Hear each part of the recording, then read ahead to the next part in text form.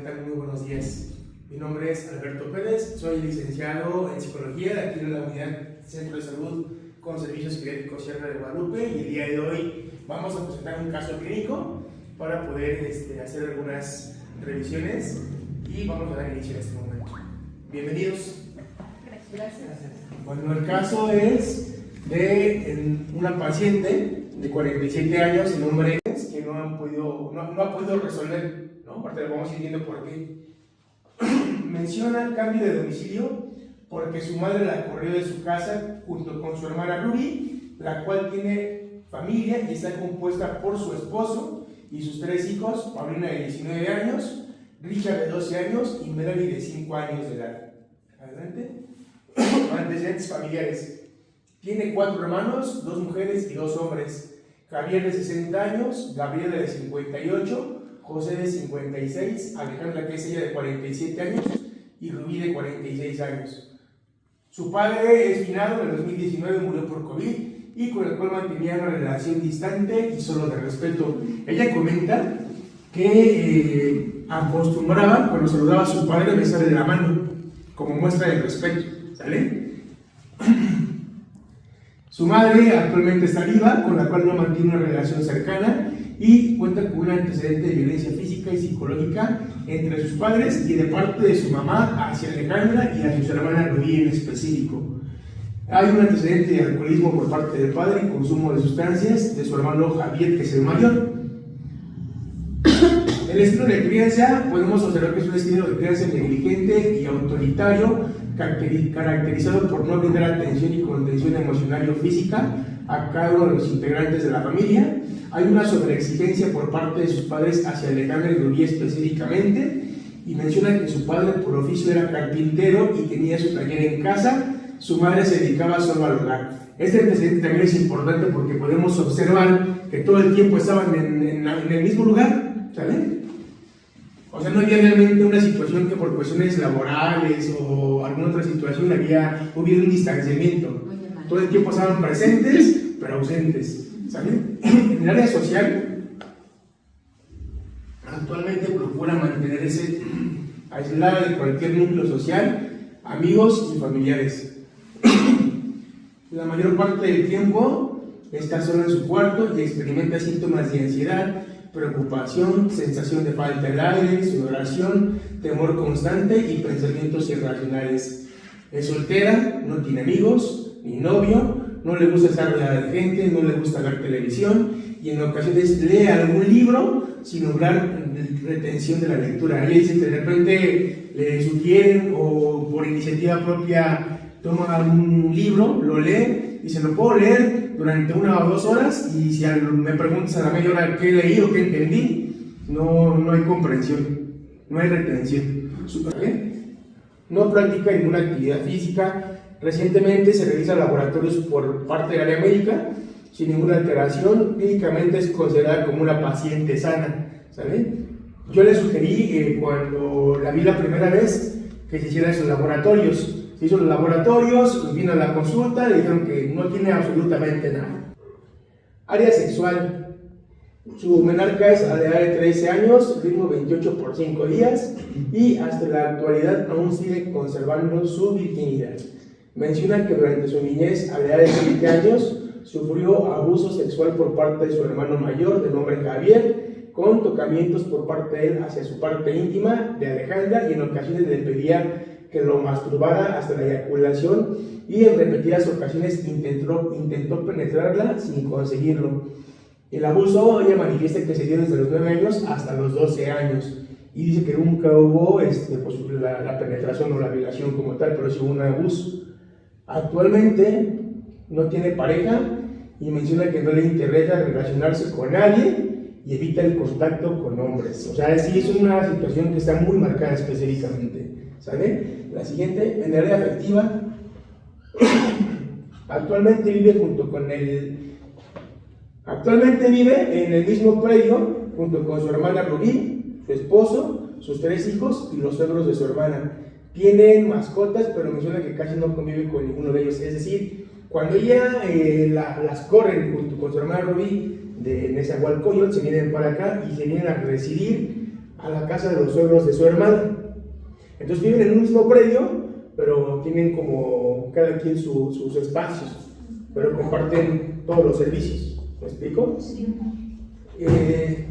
Ella menciona que siempre ha sentido o ha experimentado lo que es el rechazo y el abandono por parte de sus padres, y desde que ella era pequeña siente odio hacia su padre, hacia su madre y hacia su hermano Javier.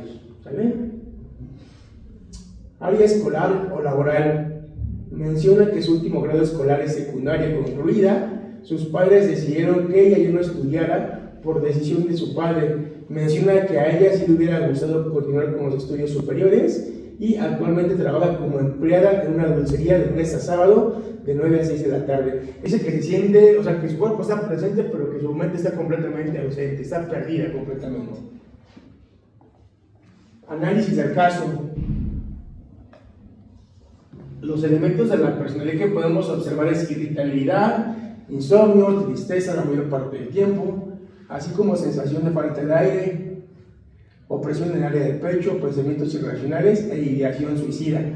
Cuando ella hace referencia a esto, o por qué lo menciona como ideación suicida, ella dice que ella está cansada, que está fatigada, que se siente tan mal que ha tenido la idea pues, de ya no existir y de quitarse la vida. Ella dice, si yo no estuviera ya en este momento, pues no me pasaría nada de eso, ¿no? Dicen coloquialmente que muerto el perro se acaba la rabia, ¿no? Entonces, yo le pregunto que si los pensamientos son constantes o recurrentes, y me dice que no, que solamente en ciertas ocasiones, cuando la situación se agrava, es cuando llega esa idea, pero nunca ha tenido un intento previo de quitarse la vida, ni tomar medicamentos. O sea, nunca ella ha hecho como una elaboración de cómo lo podría hacer, no hay un antecedente de eso, ¿sale? Porque también es importante eso.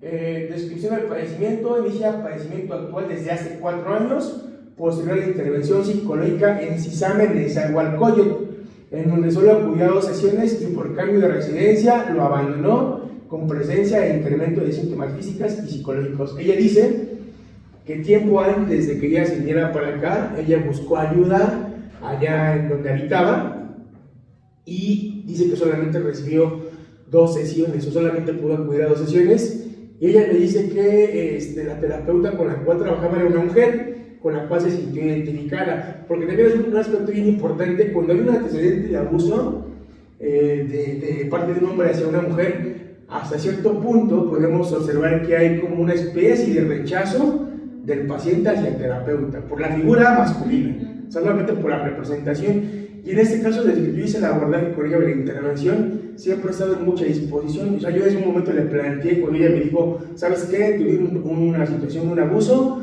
le dije, vamos a trabajarlo con todo el respeto del mundo, pero hay que hablar las cosas claras, ¿no? Entonces ella me empezó a contar, la narrativa era justamente de los eventos que le acontecieron, lamentablemente. Me decía que nunca, por miedo, nunca pudo expresar lo que le pasaba hasta que fue ya más grande, ¿sale? Entonces siempre vivió con esa represión, y de ahí vamos a llegar a lo más interesante que también está más adelante, ¿no? Las herramientas de terapias que utilicé, bueno, de inicio fue inventario de ansiedad y depresión de B, que son de cajón, con resultado severo, escala de desesperanza y escala de ideación suicida. Adelante.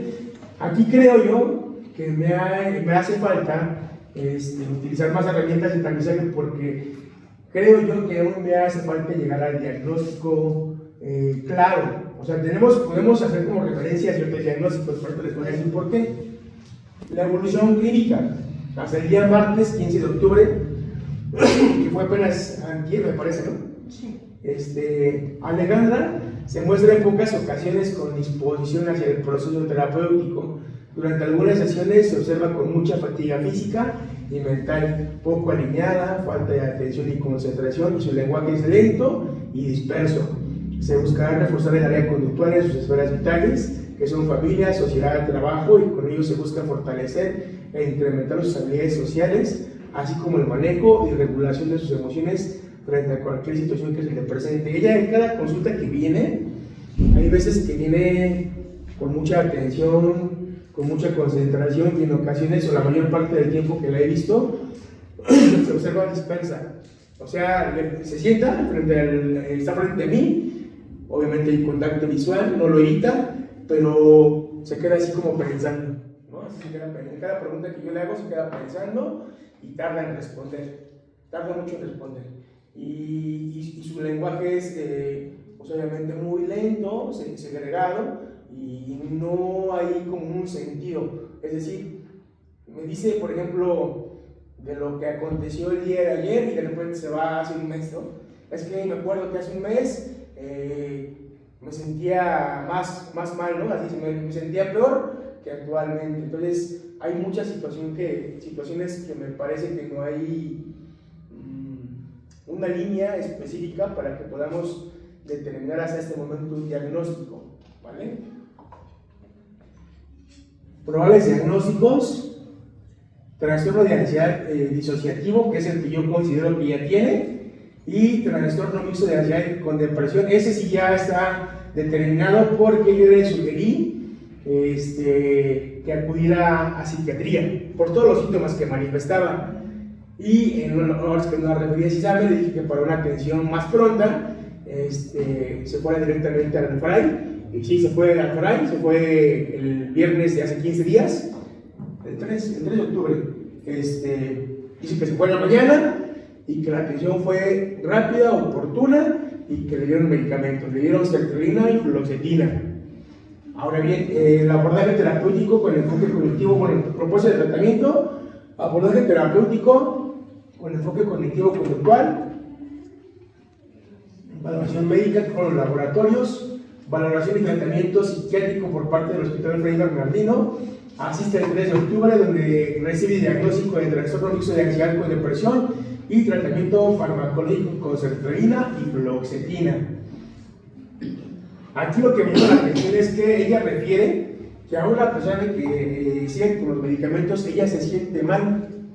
Dice que se siente aún peor que cuando no tomaba medicamentos. Esto le digo, a mí me parece un poco extraño que no te haya dado un efecto positivo. Le digo, bueno, aquí está una cuestión de tiempo en lo que tu cuerpo también se va adaptando al medicamento y a través de eso puedas obtener un resultado.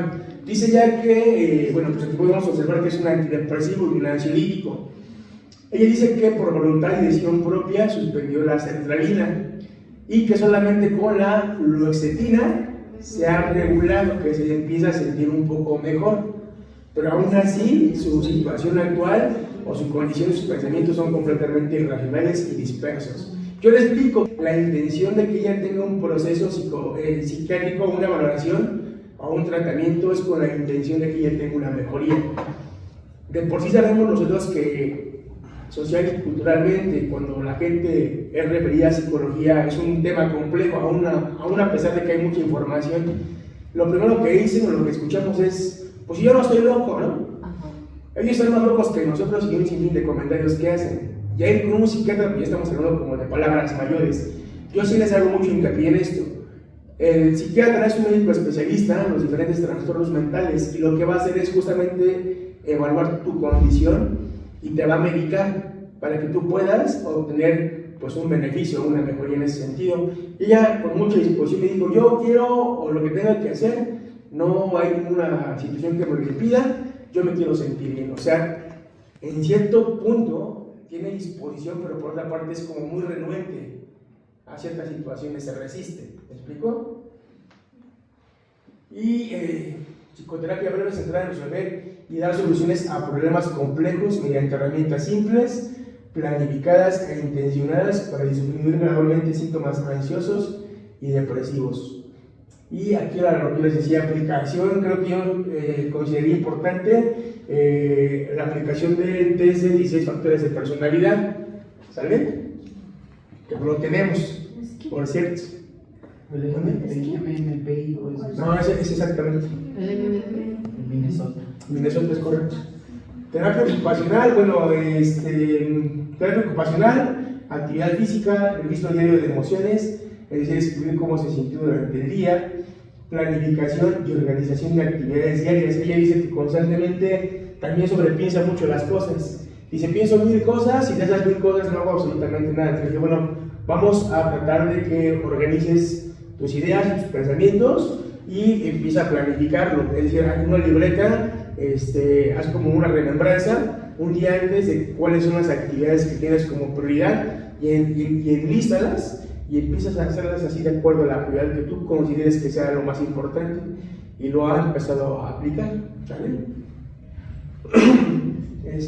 Grupos de autoayuda, yo en este caso considero que tal vez me podría ser de bastante utilidad algún grupo de neuróticos anónimos, ¿no? Y ella dice que asiste a su grupo de la congregación. Le digo, bueno, ahí cuál es la dinámica o qué es lo que hacen en los grupos. Dice ella que es dar un servicio. Le digo, bueno, ¿en qué consiste el servicio? Dice que ya es como ir a predicar, ¿no? Y le digo, bueno, ¿y eso cómo te hace sentir? Me dice, es que hago las cosas, pero nada le satisface. O sea, todo lo que hace es como un robot, de manera automática, automatizada. Se baña, come porque tiene que comer, pero no hay realmente algo que le haga sentir placer. Y analizando, preguntando, yo le cuestionaba y le decía, ¿en algún momento hubo algo que te haya hecho sentir feliz, que te haya hecho sentir placer? Y me decía que yo recuerde, ¿no? Y si todo el contexto, o sea, nos señala lo mismo, o sea, todo su esfera, todo su ambiente es estar en su cuarto. Ella indica que cuando vivía igual en casa de su mamá, era como una especie de vecindad, en donde compartían también pues, un solo baño, tenían los cuartos dentro y el baño fuera, y ahí vivían sus hermanos, ¿no? Con sus familias. Entonces todo el tiempo pues ha estado en el mismo núcleo. Yo le sugería, busca actividades recreativas que te hagan sentir bien. Me dije, es que nada me gusta. Le dije, es que también si tú lo intentas, pues nada, no, ahora sí que todo el tiempo vas a estar en la misma situación. Entonces, es un caso bastante complejo porque les comentaba esta situación en el caso de su hermana y de su sobrina, Paulina de 19 años y su hermana de 46 años, igual por parte de ella, la hermana también hubo un abuso del mismo hermano, ¿no? Entonces, ¿por qué escogí este caso? Porque ella presenta muchos síntomas y porque ya fue referida a psiquiatría y les decía, hay situaciones que se entrelazan en cuestión de muchos factores de creencias, muchos sistemas de creencias. Ella dice que la relación que mantiene actualmente con su mamá es completamente distante. Dice que ella sí sabe que necesita como esa parte de su mamá, sabe que está viva pero no la visita y no quiere tener contacto ni quiere saber nada de ella. Y su hermana, por otra parte, sí ha tenido como un acercamiento hacia su mamá, ¿no? Por necesidad propia. Pero ella sí dice, yo de plano no. Ahora bien, podemos observar que también en el área sexual nunca ha tenido relaciones sexuales. Yo también le decía, es sumamente importante, no porque yo te incite, ni mucho menos, pero esa parte también, pues obviamente, biológica y hormonalmente, hay una necesidad, y esa necesidad tiene que ser satisfecha, tiene que ser cubierta. Eso yo le explicaba, es como cuando te da hambre, pues comes, ¿no? Si te da sed, tomas agua, igual con la parte sexual. Y me decía, es que mi líbido o mi instinto sexual está completamente, pues, apagado, ¿no? No, o sea, ella evita por completo el contacto con cualquier persona, ¿eh? Una pregunta, ¿la mamá sí supo del abuso? Ah, sí. Por eso, entonces. Ella dice que cuando estaba grande, cuando tenía como 15, 16 años, que una vez se atrevió a decir lo que le estaba pasando y lo que comúnmente ocurre siempre, ¿no? No le creyeron y la culparon de que ella era la que lo provocaba la hermana. Entonces dice, pues yo jamás, a partir de ese momento, vive ensimismada, todo lo reprime, pues tiene muchas situaciones bastante complejas, ¿no? Muy complejas, porque creo yo que, pues aún está joven. Yo decía, estás muy joven, tienes 47 años, y dice que ella en pocas palabras dice que aborrece a los hombres por completo, ¿no? La relación que mantenía con su padre era muy mala. Menciona antecedentes de violencia física y psicológica. Entonces está pues como bastante, tiene un trauma, es la realidad, tiene un trauma muy marcado con su padre y obviamente pues con su hermano. El paciente lo que ya no quiere experimentar es el dolor, ¿no? Lo que trata de evadir por cualquier medio es el dolor, ¿no? Y estamos hablando aquí de un dolor emocional, y yo le hago mucho hincapié en eso. O sea, le pongo un ejemplo, ¿no? Es como cuando te duele la cabeza o tienes una gripa, pues vas con un médico, te revisa, te evalúa y te da un tratamiento para que tú puedas tener una mejoría, ¿no? Le dice lo mismo funciona con las emociones. Si tú no trabajas, si tú no lo expresas, todo el tiempo te va a estar haciendo daño, ¿no? Y ese dolor que tú tratas de evitar, en algún momento va a ser necesario que tú lo afrontes, ¿no? Entonces he tratado como de manejar ciertas estrategias de afrontamiento para que ella pueda darse cuenta de su propia realidad. Y sí, o sea, porque soy muy consciente, porque incluso hasta a veces me repite, o sea, he analizado lo que usted me ha dicho, dice, me doy cuenta que tiene mucha razón lo que usted me dice. Digo, bueno, entonces, si lo sabes, ¿por qué no lo haces? ¿No? Una pregunta. Sí, sí. Ella, en cuanto a su experiencia de violación, bueno, pues de abuso, ella cómo ha interpretado esa parte en cuanto a su vivencia, ha tenido pensamientos recurrentes de ese evento, ha estado constante esa ideación, de repente le viene flash de esa experiencia. Sí, justamente creo yo que la característica principal es eso. O sea, hay como muchos flashbacks, ¿no? O sea, muchos recuerdos, muchas vivencias, pero por otra parte está como muy reprimido. Está muy reprimido. O sea, sí hay un trauma, definitivamente hay un trauma ahí específicamente. Entonces yo le decía, vamos a trabajar esta situación de tu abuso, ¿no? Entonces, ella desde un inicio sí me dijo, ¿sabes qué? La persona acusadora fue mi hermano, y fue en repetidas ocasiones la narrativa que les acabo de mencionar, y lo expresaba con dolor, y al momento de que lo expresaba, pues obviamente también había llanto, ¿no? Entonces yo le decía, trabaja, lo expresa, no te reprimas, no pasa nada, si quieres llorar, si quieres gritar, estás en toda la libertad de poderlo hacer, pero había momentos en los cuales como ella misma se ponía como ese botoncito de pausa, decir, no voy a permitir experimentar más.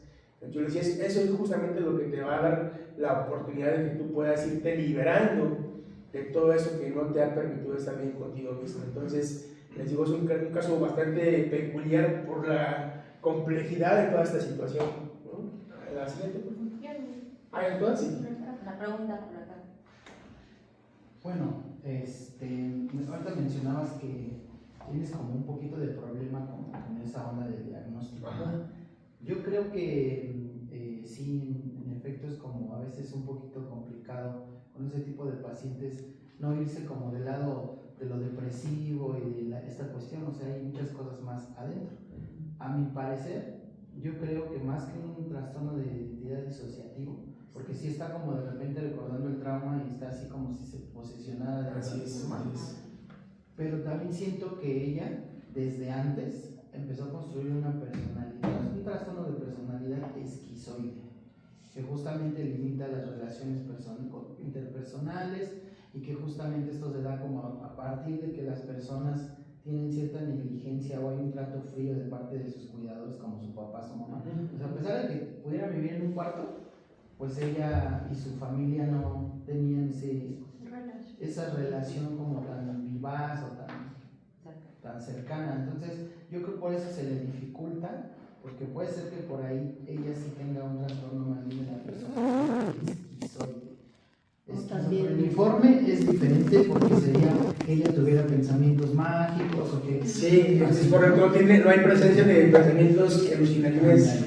Y ya si ella tuviera esquizofrenia, es otra cosa, ¿no? Pero más creo bien que va como... más encaminado a un estrés postraumático que se desarrolló desde la infancia, desde la infancia, sí. Si fuera un estrés postraumático, bueno, yo siento que ella incluso no se limitaría ni a salir y quizá viviría episodios de más de crisis de ansiedad que pensamientos de minusvalía. O sea, siento que estaría más centrada la atención en la ansiedad si fuera un estrés postraumático, pero como fue esto ya de años, ella tiene 47 años.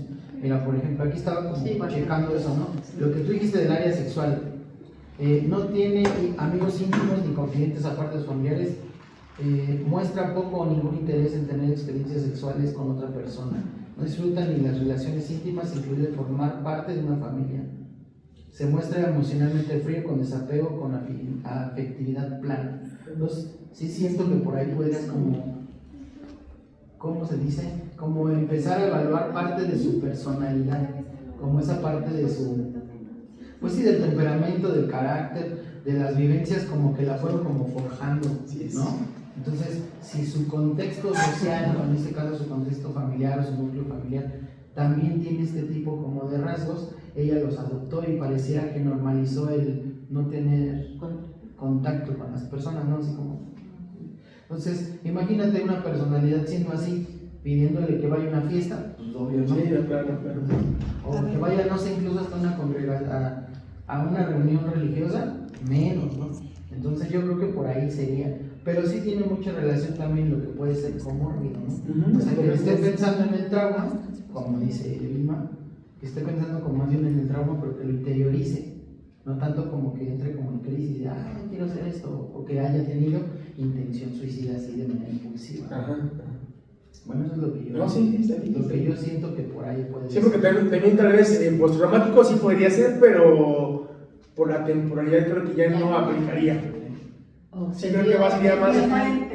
En algún momento se dio, Sí. y ella tuvo como recurso tomar una personalidad a conveniencia para no llegar a una situación crítica, ¿no? Pero en algún momento que tomé yo una capacitación, me acuerdo de esta parte del estrés postraumático, en donde las personas cuando tienen este tipo de experiencias en la infancia o en la adolescencia, hay una desubicación total, y lo que uno tiene que empezar a ver, bueno, primero yo me preguntaba cuál es la necesidad interna primordial que tiene ella hacia su situación. ¿Qué quiere ella? ¿No? O sea, el motivo de consulta te lo dice, pero Sí. realmente ella, ¿cuál es su necesidad primordial? Porque partiendo de eso, porque muchas personas que tienen el estrés postraumático, tienen una experiencia de esta naturaleza, lo que quieren es quitar ese peso de años, no comprendida por la madre, juzgada por los actos, siendo ella la víctima. Entonces toda esa carga emocional que tiene de años, pues la tiene que sacar de alguna manera con esta parte de esos Es curioso porque también yo le pregunté justamente en la entrevista cuál era el motivo por el cual estaba aquí, y me decía, no sé, y solamente vengo porque sé que hay algo que está mal en mí, pero realmente el motivo no lo sabe, y no sabe cuál es el propósito y el objetivo por el cual está aquí. Sin embargo, yo le hago mucho hincapié y le hago mención en esto, o sea, está bien que no lo sepas, pero ya es importante que valores la importancia que tú le estás dando al tiempo que estás invirtiendo al estar aquí. Desde ahí ya estoy creando en ella un poco de conciencia, es decir, a lo mejor no sé a qué vengo, pero vengo. Por eso yo decía aquí en mi propósito es justamente ir estableciendo metas. ¿Qué quieres alcanzar? ¿Y cómo lo vas a hacer? ¿O qué tienes que hacer para poder alcanzar lo que tú quieres hacer? ¿Sale? Entonces sí creo que sí va un poquito más, sí tiene sin duda alguna algo de estrés postraumático, pero creo que sí va más orientado hacia lo o están combinados, sí, y además puede ser. cuando hay un proceso de esa naturaleza, lo que uno tiene que preparar al paciente, no llegar de lleno a la situación traumática, sino irla preparando para que ella misma vaya expresando su deseo inconsciente hacia lo que quiere trabajar o borrar, ¿no? Ahora ese mismo trauma que dices lo disocia, es como se... Ahora bien, otra cosa que también es importante es que, de acuerdo al antecedente que ella tiene, o sea, no hay un rechazo hacia el tratamiento, hacia el seguimiento por parte de un servidor como hombre, porque ella se presta. Entonces, si se dan cuenta, ella tiene una aberración hacia los hombres, ¿no? O sea, esa es la palabra correcta, y sin embargo tiene mucha disposición hacia el tratamiento y tiene esa capacidad para poderse expresar. Limitada, pero se expresa, ¿no? Es que de hecho, bueno, yo sí coincido con Vilma porque los criterios para el diagnóstico del estrés postraumático en el DSM-5 sí los cumple todos. O sea, incluso está esta parte de la disociación, o sea, sí la tiene todo. Que es bueno, el criterio es de, bueno, la experiencia directa del evento, ¿no? y esta exposición repetida extrema a los detalles, ¿no? Lo que tú decías, o sea, que de repente lo empieza a recordar y demás. Y luego para el otro criterio vienen estas reacciones disociativas. Es correcto. Que es la cumpliría. Y el otro criterio es justamente la evitación, que era lo que nosotros decíamos, que a lo mejor no tiene esta ansiedad tan constante porque evita, o sea, evita estar, lo bloquea. Lo bloquea, es correcto, así es. Pero sí tiene, digamos, todos estos criterios para hacer un estrés postraumático. Ahora, yo otra duda, por ejemplo, la vieron en el FRAC, ¿le dieron cita en su No, ahí solamente le dieron la atención primaria, le hicieron la valoración, le dieron la medicación y le sugirieron que siguiera asistiendo aquí al centro de salud. O sea, no hubo ni con referencia, ni nada, solamente fue la sugerencia de vete a actividad para que te sigan atendiendo por allá. Me hace ruido el uso de dos medicamentos que funcionan igual. Sí, es. Entonces, y me hace ruido también el que ella haya elegido la fluoxetina, porque muchas veces en las primeras 3 semanas la fluoxetina genera más ansiedad, más hipervigilancia y demás. Entonces ella se sintió mejor con la fluoxetina. Entonces a lo mejor ese ruido con el que no trae como tal las crisis de ansiedad, no se le han despertado como tal, la fluoxetina le está ayudando, pero sí hay que darle seguimiento, incluso hay que darle otros medicamentos para que disminuyan esos pensamientos recurrentes, sea más fácil para ella que no esté rumiando todos esos pensamientos y sea más fácil que ella se concentre. De hecho, yo le comentaba que esperáramos 21 días, 3 semanas.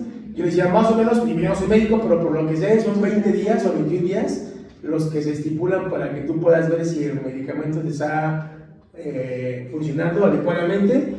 De lo contrario, tendríamos que hacer una referencia, si se llame.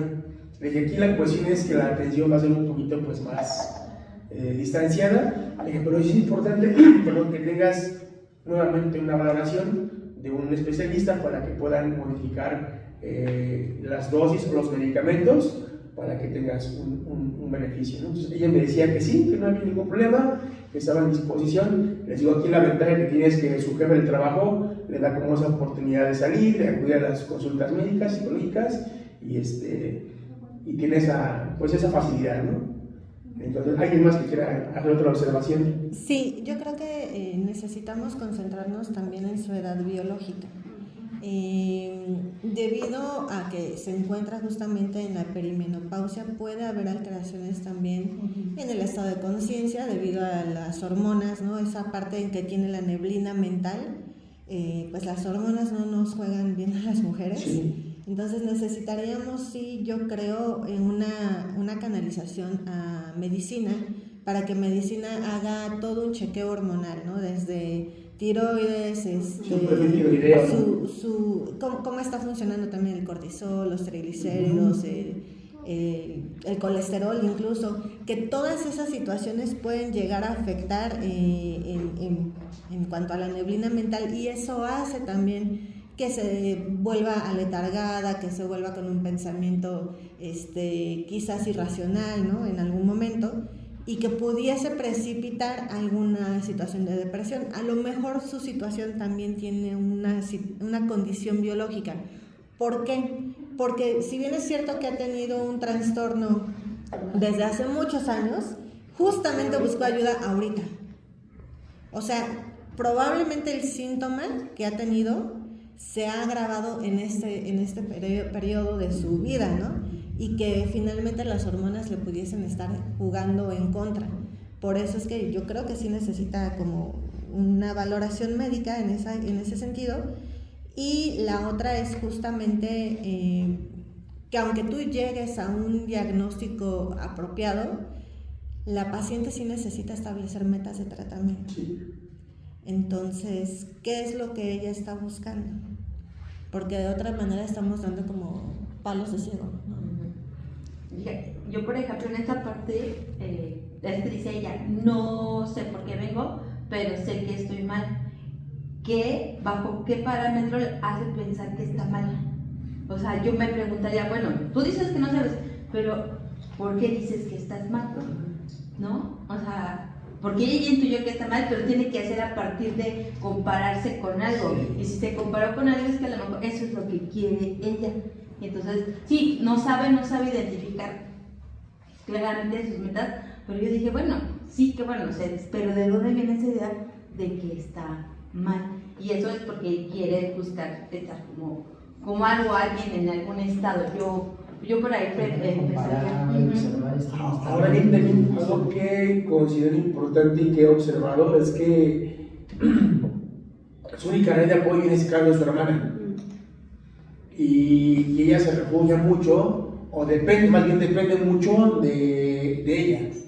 Si ella le dice, por ejemplo, porque ella manifiesta, es que de repente mi hermana me mira feo, ¿no? Y siento que está enojada conmigo, y le digo, ¿qué te hace pensar que está enojada contigo? O sea, te dijo algo, tuvo alguna reacción contigo, me dice, no, pero el simple hecho de verla, digo que es una situación que te hace imaginado que tú misma has creado, no es que realmente esté pasando, pues igual es una situación bastante disocial, porque no hay, o sea, sí entiendo los puntos de vista y de verdad se los agradezco mucho porque me llama mucho la atención, el caso es muy complejo, ¿no? Sin embargo, he tratado de profundizar y de concientizar mucho en ella. Justamente yo le decía, bueno, retomando lo que comentabas, ¿no? No sabes por qué estás aquí, pero los síntomas fueron los que te trajeron aquí.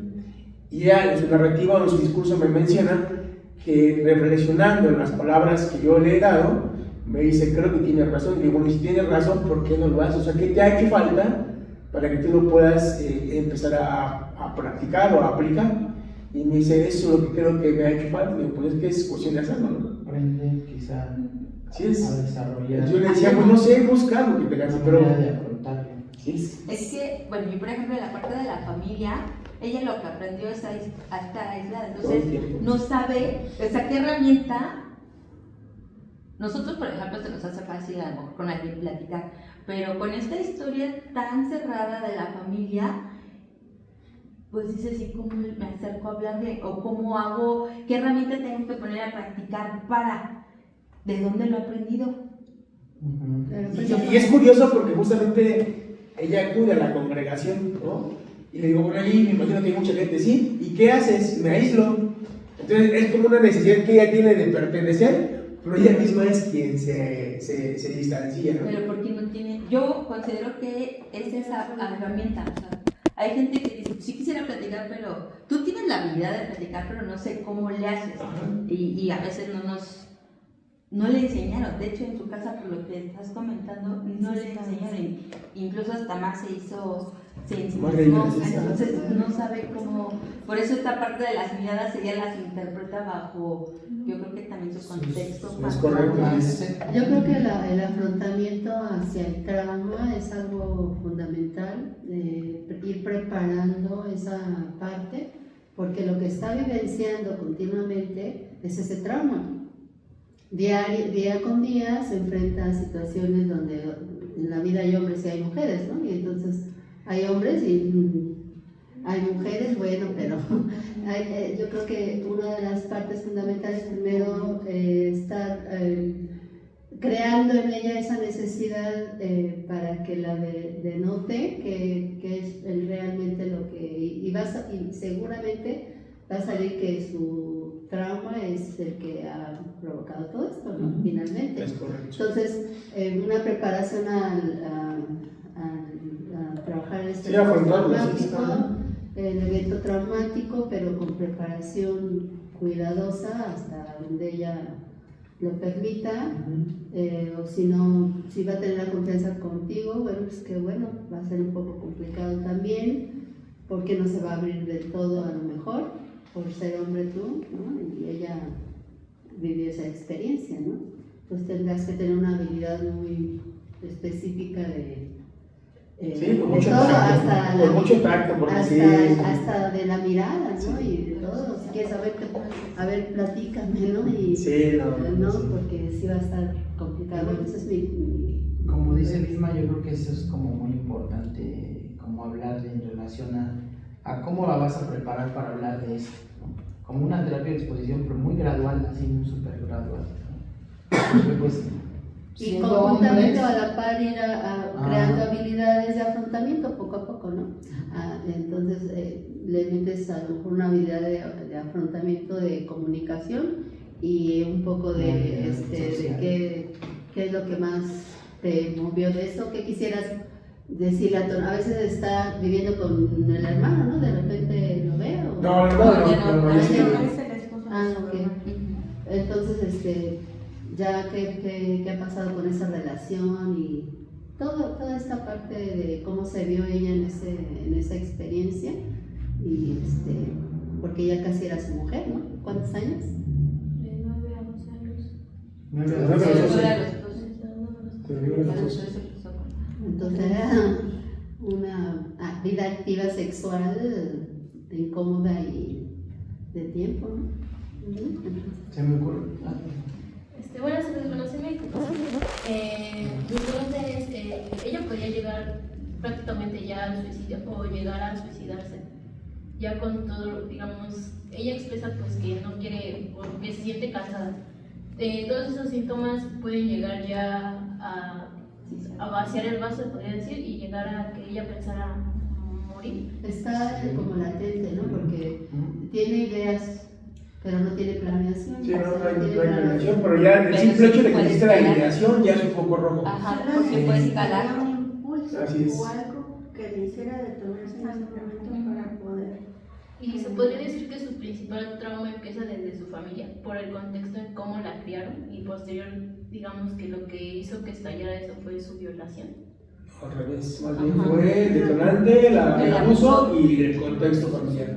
Sí. Retroalimentado por el contexto familiar. Sí, porque tuvo el abuso y no se dieron cuenta, pero dices que también la hermana fue abusada por el hermano, o sea, y cuando lo abre, el apoyo, entonces, imagínate de las personas que tú piensas que te van a Sí, cuidar, son los cuidadores, te van a ¿no? Primario, querer. papá, mamá.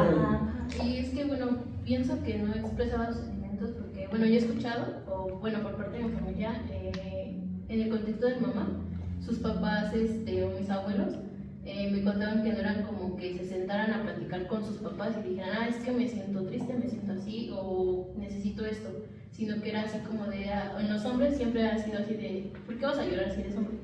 O no estrés. Y lo veo reflejado a veces en mis papás, ¿no? Así como que no son de los que expresan, pero pues sí es como que igual por parte de mis abuelos estaba mucho de besar la mano como muestra de respeto. Entonces cuando llega mi generación pues nosotros no lo hacemos y era así como un insulto para ellos, era así como, es que no me besas la mano, no me respetas. Y yo ya era cuando yo le decía a mi mamá, es que no siento la obligación de hacerlo, o sea, siento que con saludarle la mano o darle los buenos días es suficiente para mí. Pero yo siento que igual era lo que pasaba con ella, de que como no tenían esa libertad de expresarse, cómo sentirse o si algo estaba pasando con ella, era lo que la cerraba.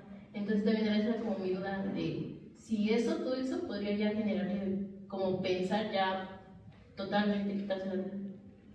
La familia te brinda herramientas de afrontamiento. O sea, la familia te dice, te va mostrando cómo reaccionar ante ciertas circunstancias de la vida. Entonces, si en tu familia, por ejemplo, cuando pasa algo malo se callan, tú aprendes que lo malo es guardar silencio. O sea, no es tanto como que una cosa motive la otra, sino que todo viene en un contexto. O sea, somos seres tripartitos, ¿no? Tenemos diferentes situaciones en las que nos tenemos que cuidar.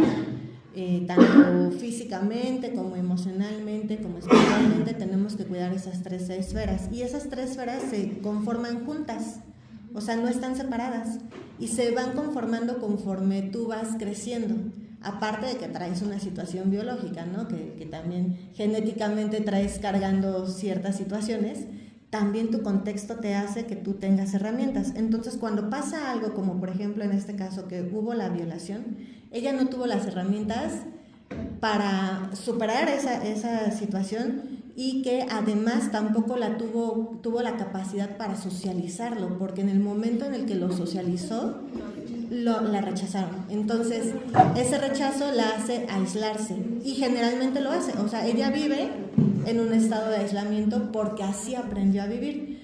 Y cualquier situación que ella vaya a enfrentar, la va a tratar de la misma manera que aprendió a manejarla. Entonces, eso es por un lado. La otra situación que decíamos, ¿no? Es una persona que tiene todas las situaciones de sus esferas y que también hay que ver la situación biológica. ¿Por qué? Justamente por la edad en la que está manifestándose ahorita, ¿no? No podemos tratar a una mujer de 47 años en perimenopausia igual que a una persona de 17 años, que podría estar en el mismo contexto, pero no tienen las mismas habilidades ni físicas ni emocionales. Entonces no se puede manejar de manera similar. Para aterrizar un poquito, entonces necesitamos trabajar esas 3 áreas. Y ella tiene, de alguna manera yo creo que el hecho de que tenga la ideación suicida y que no haya pasado a la planeación es justamente porque tiene dentro de su situación espiritual, tiene algo que la está como haciendo base, la está conteniendo. Entonces sería eso de que es de Jehová y de una religión. Si se muerta va a ir al infierno. Exactamente. Su religión pudiese ser un contenido. Pati. Sí, estaba revisando porque me quedé con el diagnóstico y yo, o sea, sí me encontraba con los criterios para estrés postraumático, pero el tiempo, la temporalidad ya no. Entonces ahí fue, busqué y en el CIE-10 menciona que el inicio se produce tras el trauma con un periodo de latencia que puede variar durante unas pocas semanas a meses. La evolución es fluctuante, pero en la mayoría de los casos se puede esperar una recuperación. En una pequeña proporción de casos, la afección puede seguir un curso crónico durante muchos años, con la eventual transición a un cambio de personalidad duradera, que yo creo que iría más encaminado a lo que mencionabas. Es que soy de la... Sí, ya. Sí, porque por la temporalidad Sí, como decía Vilma, tal vez que en algún momento, pues obviamente sí se desarrolló, pero la temporalidad creo yo también que no es un factor clave, sino más bien hacia lo esquizoide. Y obviamente hay disociación. Es una persona que siento que tiene como muchas comorbilidades, ¿no? Se le hizo ya común ser una persona que no se comunica, etc., pero a la vez, como dice Vilma, como dice Mari, y puede estar como muy disociada, ¿no? Así como en los recuerdos, en el trauma, pero pues no es como externo, sino interno, es como una implosión más bien, ¿no? Entonces es como que a mí me da como esa impresión, que sí tiene como algunas circunstancias específicas, o más bien, tiene ciertas necesidades específicas para que ella pueda como afrontar, ¿no? Se me ocurre como que pudieras utilizar como la terapia de exposición de una manera como muy gradual, como si fuera algo que tú le vas a enseñar. Quizá ella viene porque lo que tú le dices le hace sentido y vuelve a venir porque le vuelve a hacer sentido. Tanto así que a la primera fue o sea, yo creo que de muchos pacientes de verdad que mandamos al psiquiatra, Pues sí. ¿quién te hace caso? ¿No? Yo creo que ella en muy poco tiempo dijo, entonces, como también les quería decir hace rato, ¿no? Nosotros como hombres tenemos un poquito más de, en algunas circunstancias o hasta en la mayoría de las circunstancias, tenemos como más resistencia a ciertos temas con las pacientes femeninas, pero a su vez también son las que más están en consulta. O sea, es un dato curioso, ¿no? Porque hombres es complicado que entre hombres hasta nos digamos, ¿sabes qué? Me siento mal, me siento triste por esto, me siento etc., ¿no? Pero con una mujer hasta nos abrimos más, ¿no? Y lo mismo puede llegar a pasar también con pacientes así, pero si esos temas son más delicados de hablar con un hombre. Entonces lo que pudieras hacer en algún momento, te digo, se me ocurre, es como, vamos a empezar a hacer. Imagínate que tenemos una libreta, hacer una especie como de analogía para que pueda ella como aprender que lo que hay allá adentro tiene que salir de alguna forma y exponerlo gradualmente. Aquí puedes llorarme, aquí te voy a traer una caja solo para ti de pañuelos, etc., ¿no? Y quizá ir como empezando a relacionar lo que decía Vilma, como ella qué onda, qué quiere, qué trae, relacionar como lo que ella, sus parámetros de lo que no está bien o lo que ella siente que no está bien con lo que quiere lograr, y como triangularlo con su presente. Bueno, en tu presente pasa esto, esto y esto y esto y esto. Si no hacemos nada puede llegar a pasar esto. Ya pasó esto, pero entonces ¿hacia dónde vamos? Entonces esa libreta como que puede ser lo nuevo, ¿no? Incluso, por ejemplo, algo como que puede ser muy alentador para algunos pacientes que no saben como habilidades sociales es enseñarles a decir hola, ¿no? Bueno, ¿cómo iniciamos una conversación? Pues con hola, ¿no? Bueno, puedes decir hola, y luego puedes ponerle o sumarle un gesto, hola, y luego una expresión, hola, y luego subir el volumen, y luego quizás hacer algo más emotivo, hola, ¿cómo estás? ¿No? Y entonces de esa manera se empiezan a crear las habilidades, ¿no? Puede ser que por ahí puedas empezar, ¿no? Ya depende también mucho como de cómo lo manejes tú como terapeuta, pero pues esa es como una recomendación, no sé. Yo creo que necesitamos aterrizarlo en 3 cosas que necesitamos manejar con esta usuaria desde las diferentes áreas, ¿no? Tanto la parte física, la parte emocional y esta parte de la espiritualidad que de alguna manera ya la tiene cubierta, digámoslo. Entonces, en la parte física, yo creo que Jazz puede ser como la persona que más nos pueda orientar para esa parte física. Sí, yo creo que sí es importante hacerle pues, sus estudios, perfil hormonal, perfil tiroideo, para descartar alguna situación extra que pueda estar haciendo que esto se perpetúe también. La otra, pues sí es importante darles el seguimiento psiquiátrico, sí o sí, porque hay que ir viendo los medicamentos, cómo se van a ir ajustando conforme ella vaya avanzando, pues sí, en su proceso terapéutico.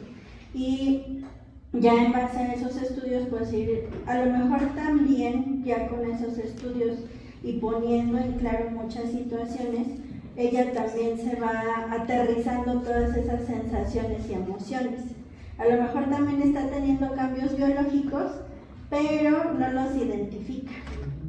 No los identifica porque pues nadie se los ha dicho, nadie le ha explicado las situaciones. Entonces al ir como poniéndose ahora sí las cartas sobre la mesa, pues ella va a ir identificando más qué es lo que quiere, cómo lo quiere y para qué.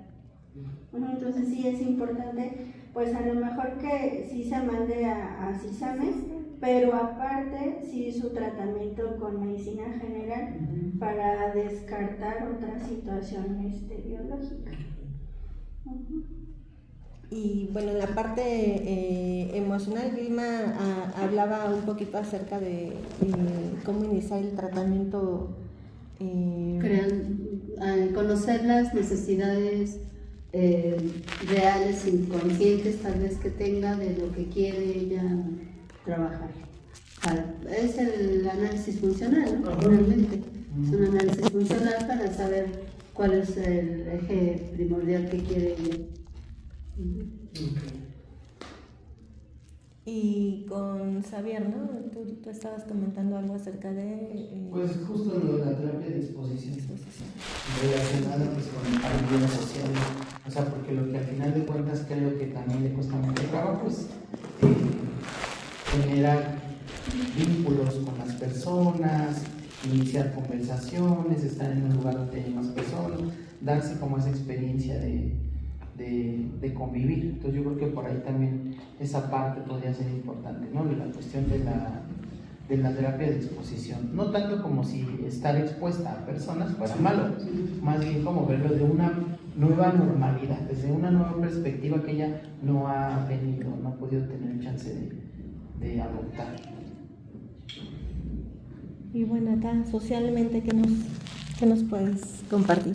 Ok, de su parte social, pues sí sería la parte del ejercicio, ¿no? O sea, involucrarla en algo que la motive, explorar cuáles son sus... No conoce sus gustos, pero sí. Yo, por ejemplo, otra de las cosas es, dentro de una valoración social, más bien, su hermana dice que viene aquí, ¿no? Sí, su hermana y su sobrina. Pero no sé si sea su responsable. O sea, por ejemplo, en la evaluación social tiene que haber un responsable y en la entrevista ves cómo interactúan para ver estas partes de cómo se van a apoyar una con el otra o cómo. No, pero solamente en caso de que ella tuviera una discapacidad se pudiera contemplar la responsabilidad de un tutor. en este caso como es una persona con el trastorno obviamente, pero no aplica en este caso.